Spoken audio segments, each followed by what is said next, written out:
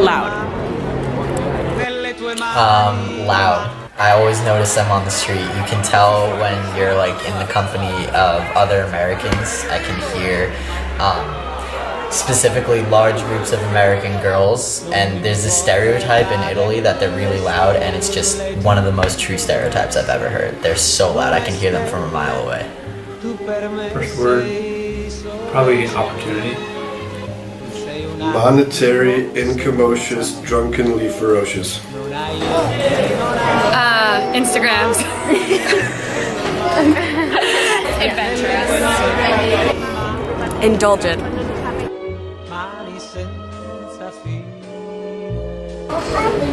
Can you repeat the question?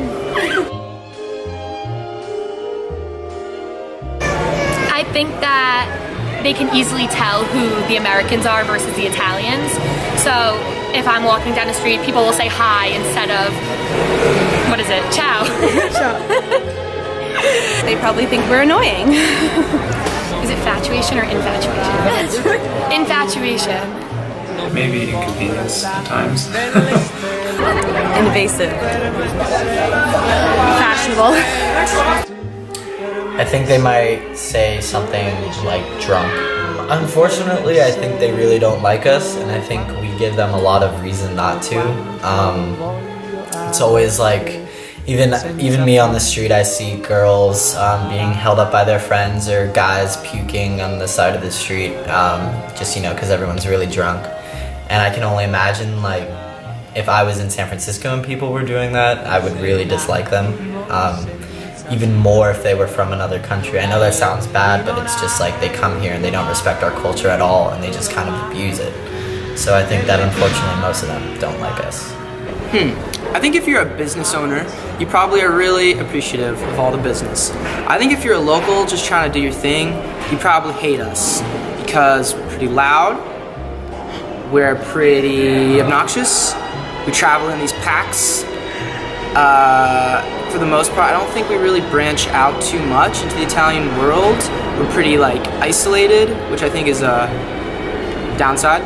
So I can imagine that it's a difficult transition for older generations who have seen their city kind of get taken over by rowdy Americans.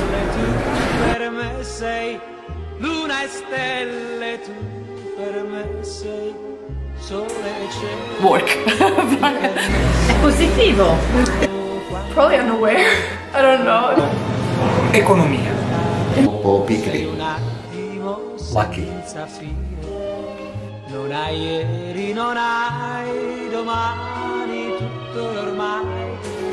Every single day, I think. Every single day there's something new happening. And even if it's a routine, it doesn't feel routine. Like going up for the sunset at Michelangelo. I'm up there every single day, but it's always a new experience. Just appreciate everything around me and how to appreciate how to, even this is so weird, but appreciate washer and dryers and appreciate, the simple things in life. I'm just gonna take away the love here and the culture and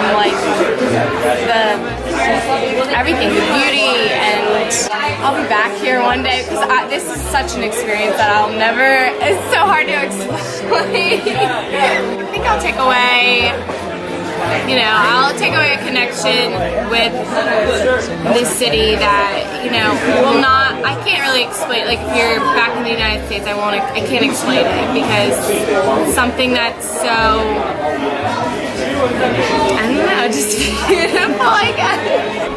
I think what I'll take away from my experience in Florence is the evenings when the sun's just going down and there's this beautiful light and you're just walking through the streets and everything's kind of glowing and there's usually some music playing somewhere and you get a gelato and you have a delicious meal and just the whole experience of the Florentine evening and the very slow-paced lifestyle and especially the food I will take with me. I go to this little cafe that's near where we live, along the river, and every time I go there, there's a woman named Maria, and she's always like, "Here's your lesson for today," and she just starts speaking to me, and I start speaking back to her. Non mi importa delle stelle, tu per me sei. Sì, vabbè, di impegnarsi, ma anche vivere questa città e chiedendo appunto alle persone che vivono, che sono del posto, per capire bene cosa sia questa città. Non solo fra studenti, ma interagire con le persone che non sono americane ma che siano del posto stesso. Almeno voi capite la cultura. Sì.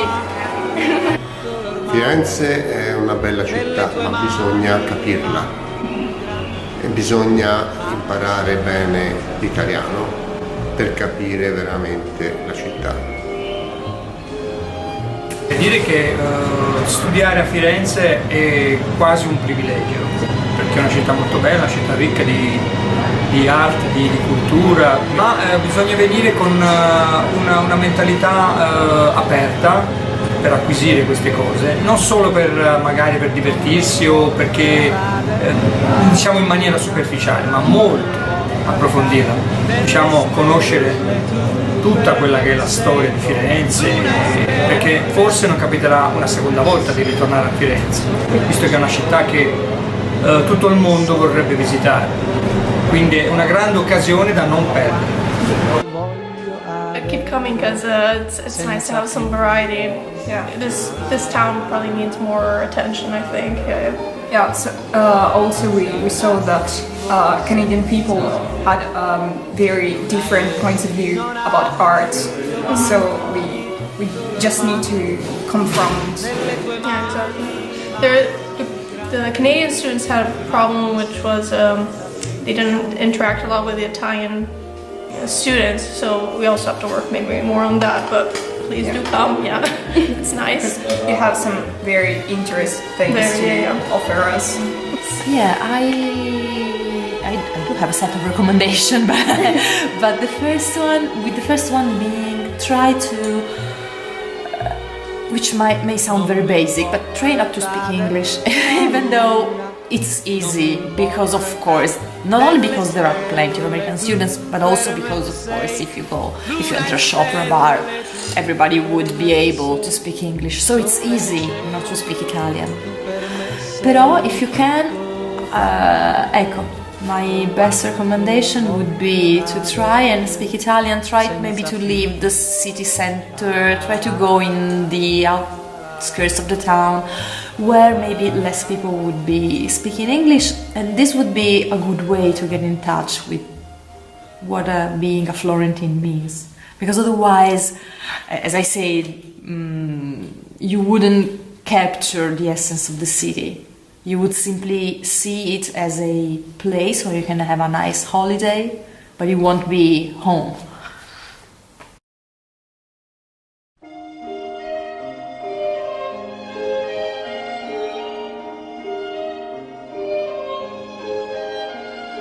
Senza fine tu trascini la nostra vita, senza un attimo di respiro per sognare, per poter ricordare quel che abbiamo già vissuto. Senza fine, tu sei un attimo senza fine.